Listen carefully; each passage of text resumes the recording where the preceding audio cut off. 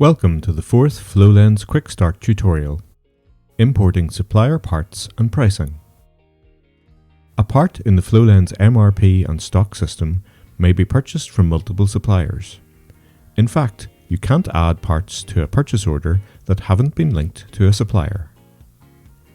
This avoids errors and ensures you only purchase authorized parts. You can associate suppliers manually against each part, or associate parts in bulk. This is useful when setting up Flowlens with hundreds or thousands of parts, and it can also be used to update supplier prices in bulk. Let's download the supplied parts template from Settings. Locate the file in your Downloads folder and open both the CSV template and the instructions file, which summarizes the required fields that must be entered. Please note, you'll need to complete a separate template for each supplier. Enter or paste your data, making sure not to change the column headings.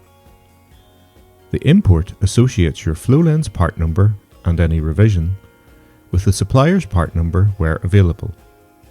The preference is also a required field, and this should be a number.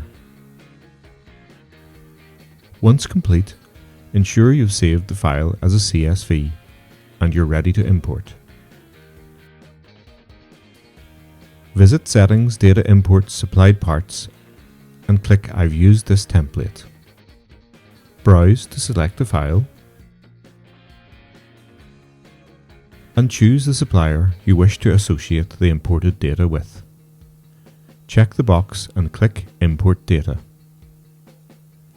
Flowlens will send you an email to confirm the data has been imported successfully, or if the import has failed, the email will highlight where an error has occurred. Your supplier is now associated with the parts list in your import. And don't forget, you can use the supplied parts importer to update pricing in the future. Thanks for watching.